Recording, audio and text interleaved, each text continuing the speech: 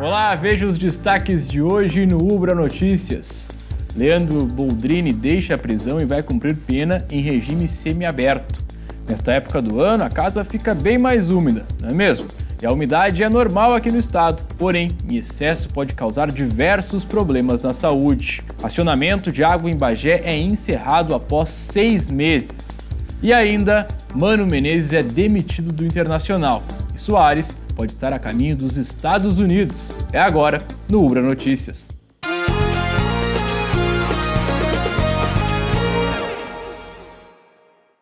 E a terça-feira começa com uma atualização no caso Boldrini. Sentenciado a 31 anos e 8 meses de prisão, o médico Leandro deixou a cadeia e vai cumprir pena em regime semiaberto. Leandro Boldrini foi condenado a 31 anos e 8 meses de prisão em março deste ano, acusado de matar o próprio filho Bernardo em 2014. Só que nos últimos meses, algumas mudanças aconteceram nessa condenação. Uma delas é a falta de vagas nos sistemas prisionais, o que levou à decisão de Boldrini cumprir a pena em regime semiaberto usando uma tornozeleira eletrônica. O médico deixou a prisão na sexta-feira passada, depois da decisão ser tomada por uma juíza. Só que a medida pode ser recorrida pelo Ministério Público Gaúcho. César de Lima, advogado criminalista, comentou sobre isso e como o órgão pode mudar o rumo dessa decisão. Ela é uma decisão esperada, já aguardada, uma vez que este reeducando ele preenche todos os requisitos legais, tanto do que tange ao tempo em que ele já se encontra-se preso, quanto com relação aos requisitos subjetivos de comportamento, de aspirações também à volta do convívio. A juíza, como viu que tem 2 processos em andamento ao mesmo tempo, este pedido do Ministério Público, essa exigência do Ministério Público, poderia interferir negativamente no outro processo que ainda não terminou. Caso esse outro processo principal já tivesse encerrado, muito provavelmente o pleito do Ministério Público teria acolhimento diante da Justiça. Mas isso com certeza poderá ser objeto de recurso pelo Ministério Público no Tribunal de Justiça do Rio Grande do Sul. Boldrini vai precisar cumprir algumas determinações. Ele não vai poder ficar fora de casa das 8 da noite até as 6 horas da manhã.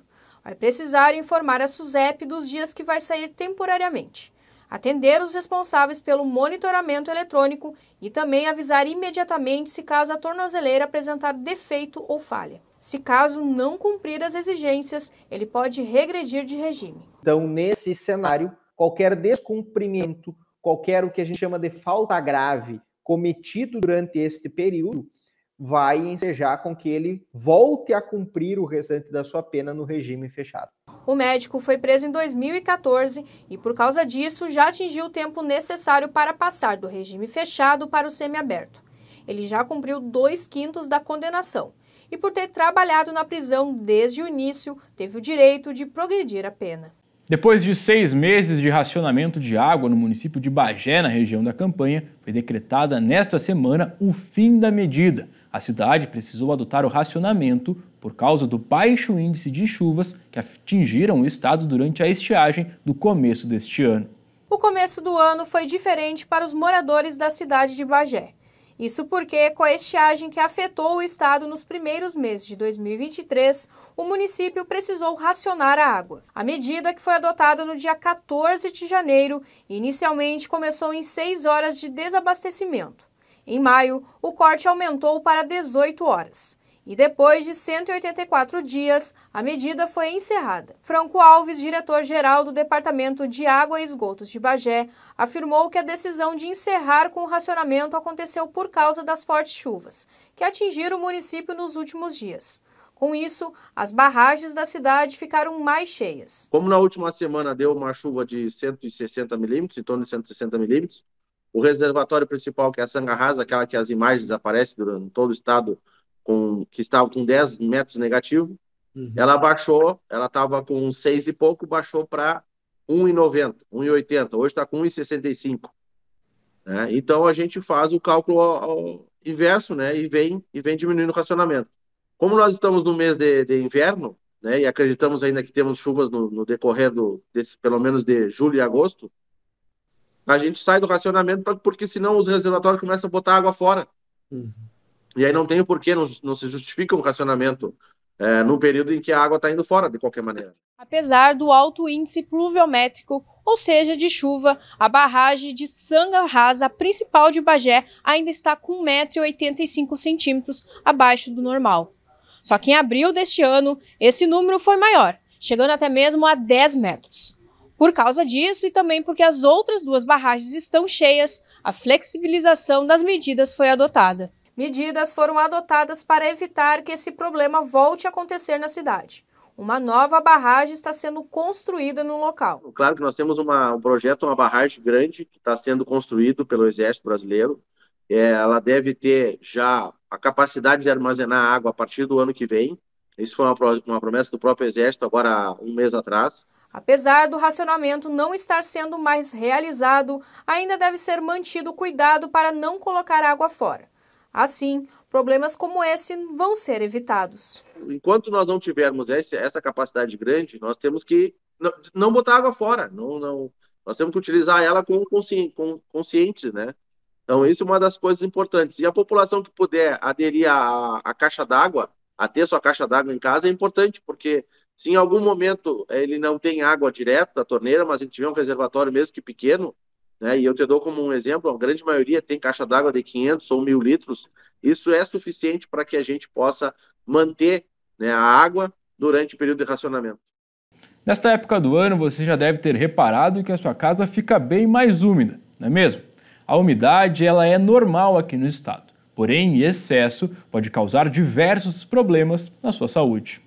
O inverno começou há menos de um mês e a umidade já vem tomando conta das casas em todo o Rio Grande do Sul. A influência do fenômeno meteorológico El Niño faz com que os gaúchos tenham que lidar com chuvas acima da média durante toda a estação. Às vezes aparece um pouco de umidade na parede, mas depois fica tudo legal de novo, né? Geralmente só passa um paninho seco e é isso. A umidade, ela assim, tem muito assim, tu tem que colocar detergente, limpar toda hora, ligar nós temos lareira, o fogão, aí tu deixa ele ligado, daí tira toda essa umidade. E vocês perceberam um aumento da umidade assim nesse inverno ou alguma coisa parecida na casa de vocês? Essa última semana bastante. Muita chuva, muita umidade, muito. Segundo informações do Instituto Nacional de Meteorologia, o inverno de 2023 promete ainda grandes volumes de chuva e uma alta na umidade relativa do ar para toda a região sul do país. A umidade, já bastante característica do inverno gaúcho, é essencial para o bom desempenho de alguns cultivos agrícolas e até mesmo para a saúde humana. Mas em excesso, essa umidade pode representar riscos mais sérios e comprometer o nosso bem-estar. Sabe aquelas manchas mais escuras que costumam aparecer nas paredes e teto de alguns cômodos da sua casa? Esse é o famoso mofo, uma proliferação de alguns fungos causada pelo aumento da umidade e pouca circulação de ar. Nesses dias mais frios, né, e mais úmidos, o que a gente faz é deixar os ambientes mais fechados, né, e com mais umidade. Então, isso faz a proliferação de fungos. Então, tem vários micro-organismos que acabam proliferando nesses ambientes, mas os fungos são os que mais gostam, né?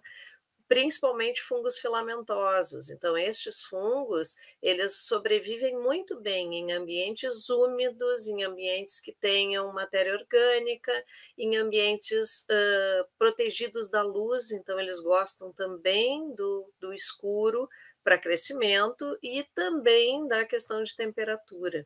A proliferação desses organismos é bastante prejudicial à saúde, podendo causar ou agravar casos de alergias e doenças respiratórias. A pneumologista e professora do curso de medicina da UBRA, Alice Martins Machado, explicou mais sobre o impacto dos fungos na saúde humana. Os fungos eles estão relacionados tanto com a questão de alergia, né? Então, pacientes que têm rinite, asma, sinusite acabam ficando mais propensos a desenvolver essas doenças no inverno, também como outras doenças, como pneumonias e outras infecções nesse sentido, né? Então, no inverno, como a gente acaba ficando mais aglomerado, também em ambientes mais fechados, menos ventilados, a gente acaba ficando mais exposto a esse tipo de infecção fúngica, né? Então, tanto bacteriana quanto vírus acaba também tendo uma maior incidência nessa época do ano, mas os fungos, especificamente assim, os mofos, que a gente acaba, que são mais propensos a se proliferar também na umidade, ambientes mais quentes, né? Acabam, como a gente fica muito tempo em ambientes em aglomerados e fechados, eles se proliferam mais e podem causar mais esse tipo de doença. No dia a dia, é importante tomar algumas precauções e redobrar os cuidados para diminuir a propagação desses micro-organismos. Então, assim, uma das maneiras para a gente evitar essa proliferação é deixar os ambientes mais arejados. Então, lá no banheiro, acabou o banho, né? A gente tem em torno de 90% de chance de crescimento de fungos no banheiro fechado, com o vapor de água que se forma, né? Então, acabou o banho, abre a janela, deixar os ambientes mais arejados, deixar que pegue um pouco de sol, né? Para evitar a umidade. Então, essa é uma das maneiras. Uma outra maneira seria o uso da água sanitária. Então, a água sanitária é um bom aliado para evitar a proliferação no processo de limpeza e para evitar a proliferação. Água sanitária misturada com água, né, pode ser passada diretamente nos azulejos, pode ser passada nas paredes, enfim, né, e nos ambientes. Teve mudança no comando técnico do Inter na noite de ontem. Mano Menezes foi demitido. Estava tudo tranquilo até que perto das 10 horas da noite... Por conta de uma decisão do Conselho de Gestão do Internacional, Mano Menezes não é mais treinador do Colorado. A justificativa é um plano de emergência para salvar o ano do Inter. Na sua rede social, o ex-comandante colorado confirmou que foi afastado do cargo e agradeceu a torcida, os funcionários e os atletas do clube. Mano comandava a equipe desde abril do ano passado. Ele sucedeu Alexander Medina e alternou entre momentos bons e ruins na trajetória pelo clube de Porto Alegre. Na temporada passada, o técnico levou o Inter até o 2º lugar do Campeonato Brasileiro. Por outro lado, amargou os tropeços que culminaram, por exemplo, na eliminação para o Melgar, ainda nas quartas de final da Sul-Americana. Em 2023, no Campeonato Gaúcho, Mano caiu na semifinal para o Caxias e viu o Grêmio ser campeão pela 6ª vez consecutiva. Na Copa do Brasil, caiu para o América Mineiro e, mais uma vez, o clube foi eliminado nas quartas de final. Com isso, vêm as críticas da torcida e as intrigas com a imprensa. Vou começar a dar entrevistas em português de Portugal, porque eles criticam os jogadores abertamente e vocês já acham bonito. Dizem que é personalidade, dizem que nós passamos a mão por cima dos jogadores e eles é que estão certos. Isso eu ouço toda vez que alguém faz. E eu fiz uma observação que era pertinente. E eu não fiz uma crítica pessoal, na minha opinião. É que alguém quis levar para uma crítica pessoal, alguém quis dizer que o alemão não estava trabalhando, alguém quis dizer que eu tinha dito isso, e não foi isso que eu disse. O rendimento da equipe no Brasileirão é o principal motivo do desligamento do treinador. O Inter ocupa a 11ª posição do Brasileirão, com 22 pontos em 15 partidas, e está a 3 jogos sem marcar gols. Os números de Mano Menezes no Inter são 81 jogos, 39 vitórias, 29 empates, 13 derrotas, 118 gols pró, 70 gols contra, 60,1% de aproveitamento. Daqui a 14 dias, o Inter tem o primeiro jogo das oitavas de final da Libertadores. Vai até a Argentina enfrentar o River Plate no Monumental de Nunes. Até lá, o torcedor colorado só espera que a casa esteja arrumada. E tem atualização também na novela Soares. Agora o Uruguai pode estar efetivamente a caminho dos Estados Unidos. A imprensa argentina dá mais um capítulo para a novela Luis Soares fora do Grêmio. O jogador, que inclusive já teve a sua aposentadoria cogitada por conta de um problema no joelho, agora pode estar efetivamente de saída de Porto Alegre e indo para o Inter Miami. As informações dos bastidores dão conta que o uruguaio teria inclusive proposto um acordo com o Grêmio, onde ele pagaria uma parte da multa para poder sair de Porto Alegre. A motivação para esta saída seria a vida nos Estados Unidos, que poderia ser mais tranquila, já que o calendário dos Jogos Norte-Americanos é bem mais leve do que do futebol brasileiro, onde muitas vezes 2 partidas acontecem num intervalo de 4 ou 5 dias. Além de ficar mais com sua família, a questão do joelho de Luis Soares também pode ser preponderante para a decisão, já que com menos jogos, o joelho sofreria menos impacto e assim ele conseguiria continuar a sua carreira conforme havia planejado no começo do ano. Logo mais às 9 horas da noite tem o Jornal da Cultura com notícias do Brasil e do mundo. O Ubra Notícias termina aqui. A gente se vê na próxima edição.